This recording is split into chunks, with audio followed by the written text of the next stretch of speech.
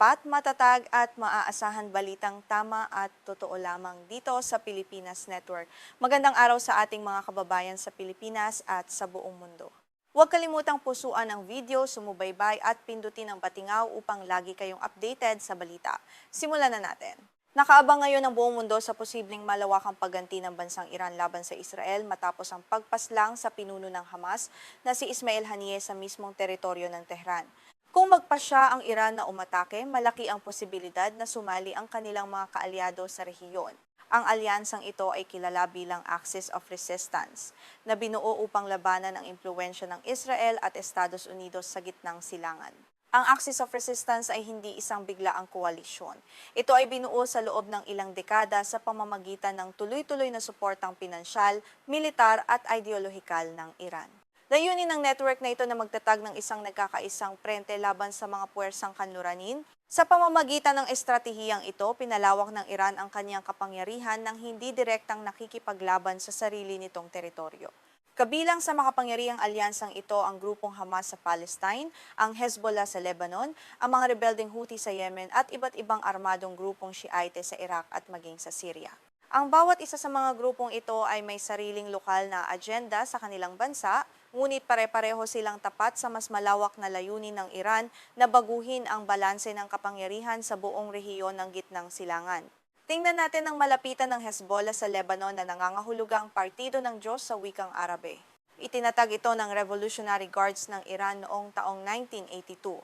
Ang pangunahing layunin sa pagtatatag sa grupong ito ay upang labanan ang mga puwersa ng Israel na sumakop sa Timog Lebanon noong panahong iyon. Mula noon, mabilis na lumago ang kanilang mga puwersa sa tulong ng tapat at malaking suporta mula sa Tehran. Sa kasalukuyan, ang grupong Hezbollah ay hindi lamang isang simpleng armadong grupo, kundi isang napaka-impluwensyang puwersa sa politika ng Lebanon. Marami ang naniniwala na mas malakas pa ang kanilang kakayahang militar kaysa sa hukbo ng Lebanon. Sila rin ang nagsisilbing pangunahing modelo, tagapayo at tagapagsanay para sa iba pang mga grupong suportado ng Iran sa buong gitnang silangan. Mula noong sumiklab ang matinding digmaan sa Gaza noong Oktubre, halos araw-araw na inaatake ng Hezbollah ang mga target ng Israel sa kanilang hangganan. Ang mga pag-ataking ito ay nagdulot ng pinakamalalang labanan sa pagitan ng dalawang panig mula noong huling malaking digmaan noong taong 2006. Sinabi ng Hezbollah na ang kanilang layunin ay upang hatiin ang atensyon at puwersang militar ng Israel habang nakikipaglaban ito sa Gaza. Dahil sa patuloy na palitan ng putok sa hangganan, libu-libong sibilyan sa magkabilang panig ang napilitang lumikas mula sa kanilang mga tahanan. Ayon sa mga ulat, mahigit 350 mandirigma ng Hezbollah kabilang ang ilang matataas na commander ang napatay sa mga pag-atake ng Israel. Ang pinsala sa ekonomiya at infrastruktura sa Timog Lebanon ay patuloy ding lumalala araw-araw dahil sa mga pambobomba. Lalo pang uminit ang sitwasyon sa rehiyon nang mapatay ng Israel ang pinakamataas na commander ng Hezbollah na si Fuad Shukr sa isang airstrike sa Beirut noong Hulyo.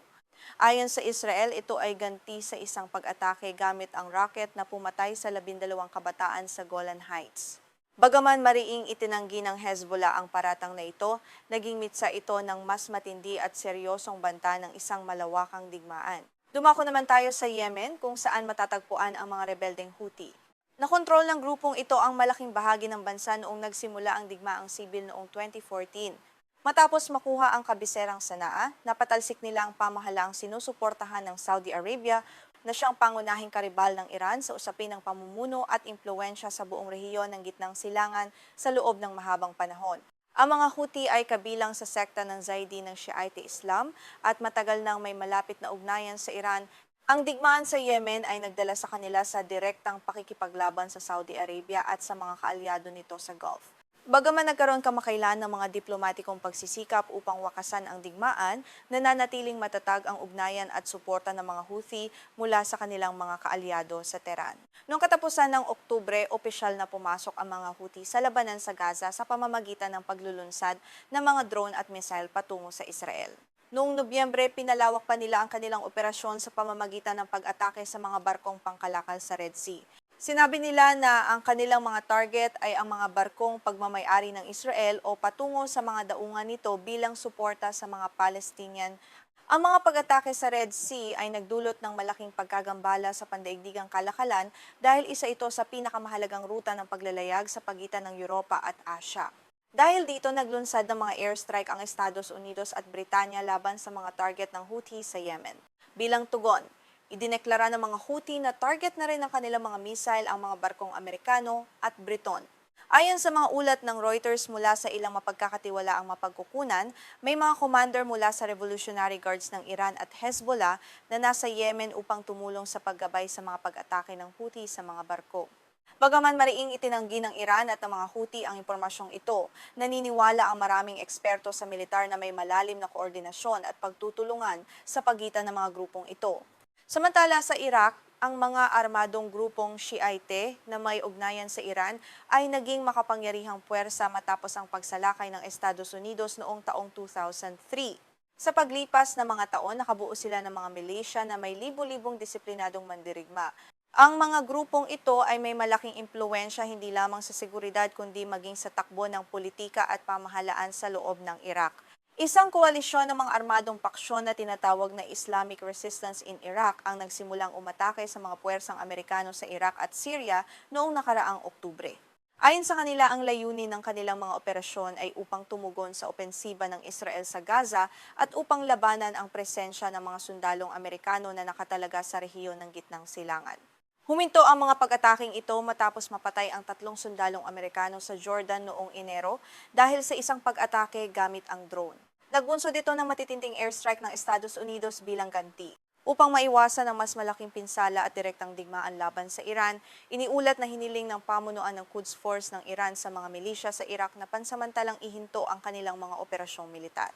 Ang mga grupong ito ay bahagi ng Hashd al-Shaabi o Popular Mobilization Forces na dumaan sa matinding pakikipaglaban sa grupong Islamic State. Bagaman tumatanggap sila ng suweldo mula sa pamahalaan ng Iraq at nasa ilalim ng autoridad ng punong ministro, madalas silang kumilos ng hiwalay sa opisyal na militar. Mayroon silang sopistikadong armas tulad ng mga explosive drone, rocket at ballistic missile.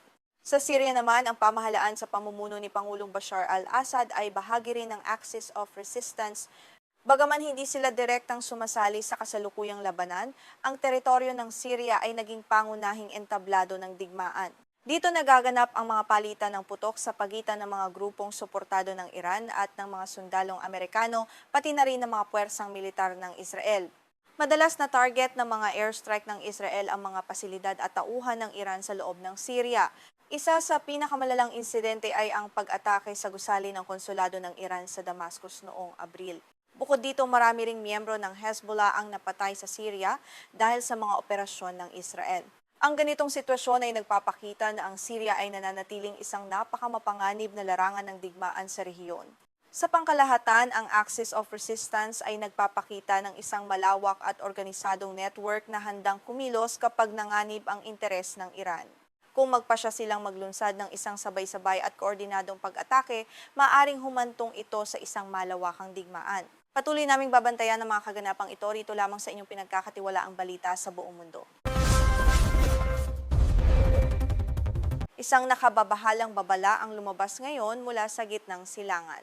Pinag-aaralan ng Iran ang posibilidad ng pag-atake sa mga base militar ng Amerika sa Europa kung magpapatuloy ang tensyon sa pagitan ng dalawang bansa. Ang hakbang na ito ay isa sa katuparan ng Tehran sakaling direktang atakehin ng Washington ang kanilang sariling teritoryo. Ipinapakita nito ang lumalawak na banta ng digmaan na lampas na sa gitnang silangan. Sa ulat ng Financial Times, binanggit ng mga opisyal ng pamahalaang Iran na seryosong sinusuri ng kanilang militar ang mga target sa Timog Silangang Europa. Kabilang sa mga bansang tinukoy ay ang Bulgaria. Ang bansa ay naging sentro ng atensyon matapos nitong pahintulutan ang mga eroplanong pandigma ng Amerika na gamitin ang kanilang estratehikong pasilidad para sa mga operasyong panghimpapawid sa rehiyon. Ang partikular na pasilidad na ito ay ang Bezmer Air Base ng Bulgaria. Kamakailan lamang ay inaprubahan ng Bulgaria ang paggamit ng Amerika sa base na ito para sa mga tanker aircraft na critical sa operasyon. Para sa Tehran, ang ganitong uri ng kooperasyon ay isang direktang banta sa kanilang seguridad, kaya naman inilagay nila ang pasilidad na ito sa listahan ng mga potensyal na target ng kanilang mga missile. Bukod sa Bulgaria, isa pang bansa sa rehiyon ang hayagang binanggit ng mga opisyal at ito ay ang Cyprus. Ang bansang isla na ito sa silangang Mediteraneo ay itinuturing na napakahalagang lokasyon para sa mga puwersang kanluranin. Handa ang Iran na maglunsad ng ganting salakay sa mga pasilidad dito kung sakaling magpasya ang Estados Unidos na simulan muli ang mga agresibong operasyong militar laban sa kanila. Hindi na bago ang banta sa Cyprus dahil noong buwan ng Marso, isang base militar ng Britanya sa isla ang naging target ng pag-atake gamit ang drone. Bagaman pinaghihinalaan ng mga opisyal ng kanluran na ang pag-atake ay isinagawa ng mga grupong pro-Iran sa rehiyon at hindi direktang mula sa Tehran, ipinapakita pa rin ito ang kahinaan ng mga base ng Europa sa mga makabagong armas na hawak ng mga kaalyado ng Iran. Hindi lamang mga base militar sa ibabaw ng lupa ang nasa ilalim ng direktang banta ng Iran. Pinag-aaralan din ng mga commander ng militar ng Iran ang pagsasagawa ng sabotahe sa mga undersea fiber optic cable na dumadaan sa Strait of Hormuz. Ang mga kable na ito ang nagdadala ng malaking bahagi ng pandaigdigang komunikasyon at internet kaya ang anumang pinsala rito ay magdudulot ng malaking krisis sa buong mundo. Ayon sa mga eksperto sa geopolitika, ang mga ulat na ito ay nagpapakita ng lumalagong tapang sa panig ng pamunuan sa Tehran. Maraming opisyal ng Iran ang naniniwala na ang muling pagsiklab ng direktang labanan sa pagitan nila at ng Amerika ay hindi na maiiwasan sa hinaharap. Para sa kanila, ito ay hindi na usapin ng kung mangyayari ba ito kundi kung kailan ito magsisimula na nagpapataas ng alarma sa buong mundo ngayon. Agad namang tumugon ang alyansang NATO sa mga lumabas na ulat na ito. Sa isang opisyal na pahayag, binigyang diin ng isang opisyal ng alyansa na handa silang harapin ang anumang banta mula sa labas. Tiniyak ng NATO na gagawin nila ang lahat ng kinakailangang hakbang upang maprotektahan ang teritoryo at seguridad ng lahat ng kanilang mga bansang kasapi laban sa anumang anyo ng agresyon o pag-atake mula sa Iran. Upang patunayan ang kanilang kahandaan, ipinaalala ng opisyal ng NATO na noong unang bahagi ng taong ito, matagumpay na hinarang ng kanilang air defense system ang 4 na ballistic missile na ipinatama ng Iran patungo sa direksyon ng Turkey. Ang insidenteng ito ay nagsisilbing malinaw na patunay na may sapat na kakayahan ang alyansa na pigilan ang mga armas ng Iran at ipagtanggol ang timog na bahagi ng kontinente ng Europa. Ang bagong banta ng Iran ay nagaganap sa panahon na ang mga diplomatikong pagsisikap ay tila tuluyan ng bumagsak.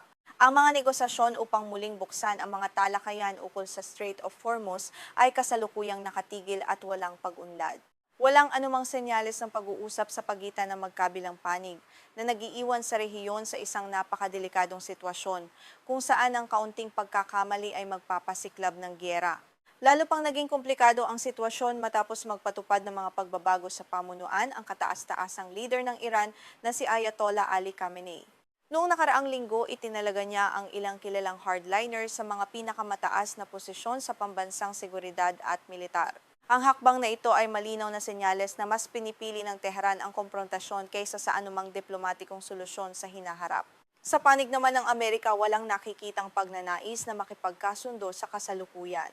Hayagang ipinahayag ni dating Pangulong Donald Trump na walang anumang uri ng negosasyon o komunikasyon ang nagaganap o nakatakdang isagawa sa pagitan ng Washington at Tehran.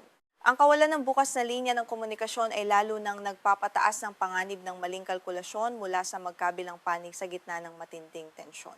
Nagpadala rin ng matinding babala ang Islamic Revolutionary Guard Corps o IRGC ng Iran.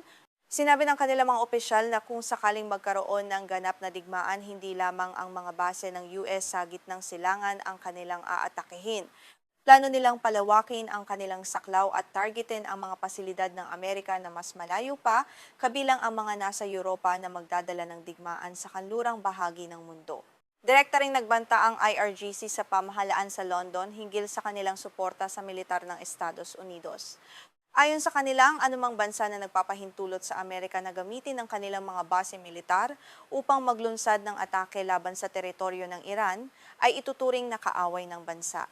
Nangangahulugan ito na ang mga base ng Britanya ay magiging legal na target ng mga missile at drone ng Iran sa hinaharap.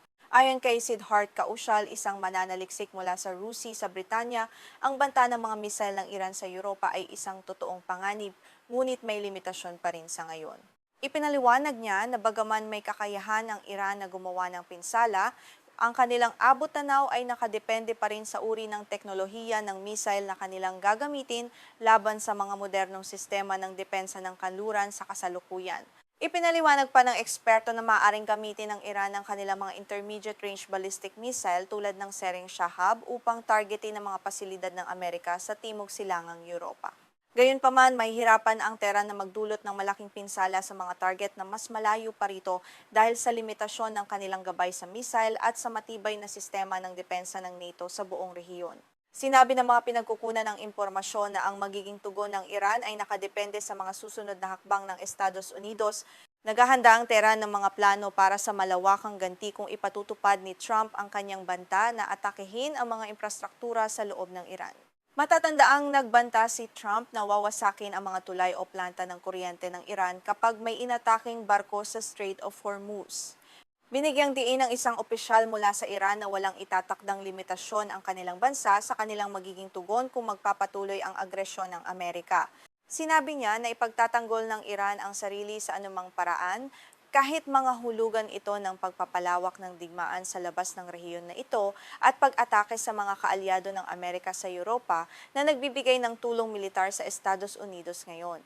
Ipinakita na ng Iran sa nakaraan na may kakayahan silang umatake sa malalayong distansya. Noong Marso, naglunsad sila ng ballistic missile patungo sa base ng Diego Garcia ng Amerika sa Indian Ocean na may distansyang 4,000 kilometro mula sa kanilang teritoryo. Ang pag-ataking ito ay nagpapatunay na ang kanilang mga armas ay may kakayahang umabot sa mga estratehikong lokasyon ng militar ng Amerika sa buong mundo. Ang matagumpay na pag-atake ng Iran sa isang base ng US sa Jordan na pumatay sa 3 sundalo ay nagsisilbing malinaw na mensahe sa Europa. Ayon sa mga opisyal sa Tehran, dapat mag-isip ng mabuti ang mga bansang Europa kung saan sila lulugar sa labanang ito. Ang anumang maling desisyon tulad ng pagsuporta sa pag-atake sa Iran ay maaaring magdala ng mga missile ng Tehran ng direkta sa kanilang sariling mga lungsod.